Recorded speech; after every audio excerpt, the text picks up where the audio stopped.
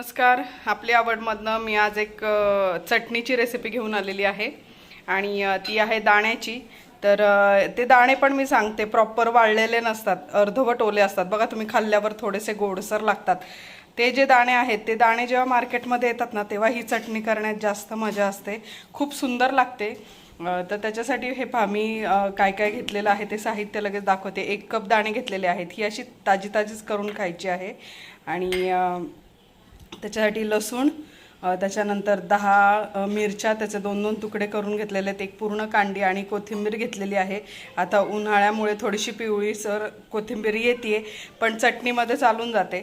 तर आपल्याला हे ना अर्धवट भाजून घ्यायचे आहेत, कारण हे ना भाजले ना की ह्याचं साल लगेच सुटतं. कारण हे असं म्हणा की थोडेसे ताजे टाईपमध्ये आहेत, पूर्ण वाळलेले नाही आहेत. हां, तर हे पहा मी पॅन ठेवलेलं आहे आणि आता हे दाणे भाजायला टाकते.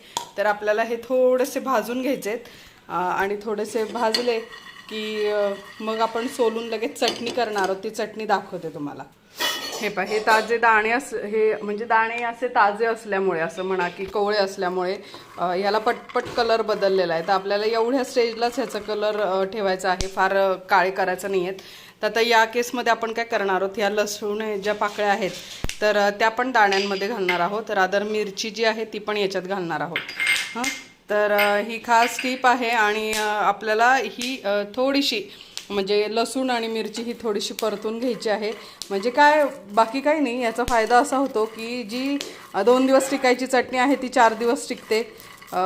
रादर ही राहतच नाही. पण एक सांगायची गोष्ट की ह्याच्यातलं पाण्याचा अंश निघून जातो थोडंसं भाजल्यानंतर, आणि आपल्याला तीच प्रोसेस करायची आहे. तर ह्याच्यामध्येच आता थोडंसं जिरं पण घालायचं आहे. साधारणतः 1 चमचा जिरं घालणार आहे मी. आणि थोडीशीच गरम करून घेतलेली आहेत मी, हे फार नाही. आणि मग गार झाल्यावर फक्त आपल्याला मिक्सरमधनं हे ओबडधोबड बारीक करायचे, पूर्ण बारीक पूड करायची नाही आहे. आणि त्या केसमध्ये आपल्याला त्यातच कोथिंबीर पण बारीक करायची आहे. हां, तर मस्त वास सुटला याचा, मिरचीचा, लसूण आणि दाणे एकत्र असा. तर आता मी ह्याच्यामध्ये जिरं घालून घेते. हे पहा मी याच्यात तेल वगैरे काहीच घातलेलं नव्हतं. आता मी जिरं घालून जिरं पण थोडंसं भाजून घेणार आहे, म्हणजे वास छान लागतो त्याचा. आणि आपण जेव्हा हे बारीक करू ना त्याच्यानंतर आपल्याला परतायचं आहे हे तेलामध्ये, म्हणजे टिकण्याच्या दृष्टीने. पण आता हे आपली प्रोसेस बऱ्यापैकी पूर्ण झालेली आहे. मिरचीला पण डाग पडलेला आहे, लसूण पण थोडासा डागाळलेला आहे. तर त्या केसमध्ये आपण बंद करणार आहोत. आणि ह्याच्यातच साधारणतः 1 ते 1.5 चमचा मीठ घालून, म्हणजे बारीक करतानाच मीठ घाला, म्हणजे तुम्हाला चटणीची चव घेऊन कळेल की चटणीचा तिखटपणा काय. हां, आणि मग कोथिंबीरही त्यात घालायचे. तर आता पुढची प्रोसेस करताना दाखवते. मी मिक्सरचं भांडं घेते. हे पहा आपण हे भाजून घेतलेलं लसूण मिरची ते मी वेगळं काढून घेतलं, मिक्सरच्याच झाकणात काढलेलं आहे. तुम्हाला दिसतंय ना लसूण वगैरे. हे पहा लसणाचा कलर वगैरे बदललेला आहे. हे पहा हे छान गरम झालेले आहेत. तर आता हे मिक्सरमध्ये सगळ्यात पहिल्यांदा खाली घालायचे आपल्याला, कारण ते आधी बारीक व्हायला पाहिजेत. आणि आता आपण ह्याच्यावरच मीठ घालून घेणार आहोत जेवढं या चटणीला लागतं ते. आणि मग वरून आपण हे दाणे ॲड करणार आहे. हे पहा मी मीठ घातलेलं आहे साधारणतः 1 चमचा. आता मी ही जी कोथिंबीर आहे ती बारीक वगैरे चिरणार नाही आहे, धुवून ठेवलेली होती, ती घालून घेणार आहे जारमध्ये.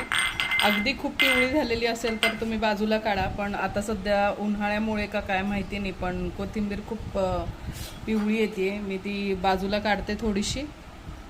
हे पहा यातली पिवळी आणि थोडी काळी पडलेली अशी बाजूला काढली मी. आणि आता ही एवढी कोथिंबीर ॲड ठेवलेली आहे. आणि आपण आता ही एकदा याला गरका फिरवून घेऊयात आणि मग दाणे घालूयात.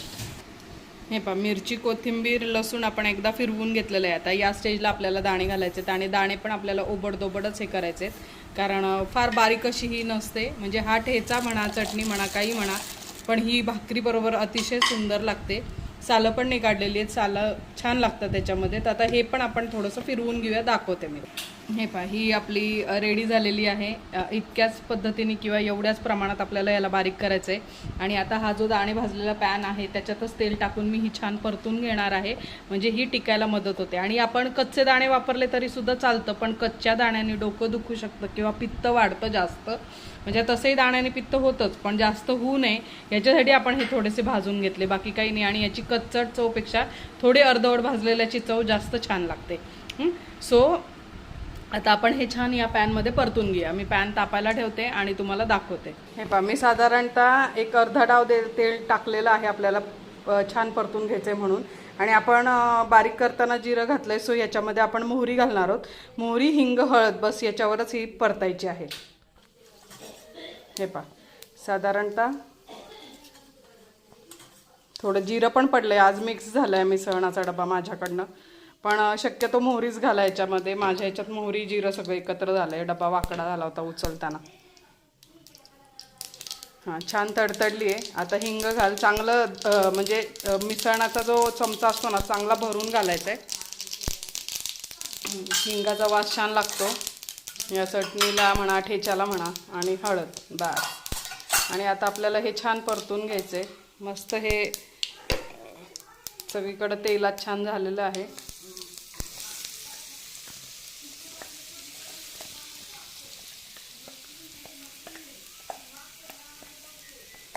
छान दिसते ना चटणी दिसतानाच, तेवढीच खाताना पण खूप छान लागते. गरम तव्यावरची पोळी किंवा भाकरी, ज्वारीची बाजरीची कुठलीही घ्या आणि त्याच्याबरोबर ही चटणी खाऊन पहा. आ हा हा, मस्त जेवणाचा आस्वाद. उन्हाळ्यामध्ये भाज्यांचा कंटाळा येतो त्या केसमध्ये हे नक्की ट्राय करा. आता छान परतून घेते. हे पहा ही एकसारखी छान परतून घेतलेली आहे चटणी. आणि फार जास्त तेलही नाही आणि जास्त परतली नाही मी, कारण दाणे भाजलेले आहेत. बाकी परतायची गरज नाही, आपण मिरची लसूण पण परतून घेतलेलं आहे. सो तुम्ही म्हणा की ठेचा, याच्यामध्ये तुम्ही मिठाचं किंवा तिखटाचं प्रमाण हे तुमच्या आवडीप्रमाणे कमी जास्त नक्की करू शकता. पण ही अशी ओबडधोबड चटणी किंवा ठेचा अतिशय उत्कृष्ट लागतो. रेसिपी आवडली असेल तर लाईक करा, शेअर करा, सबस्क्राईब करा. थँक्यू.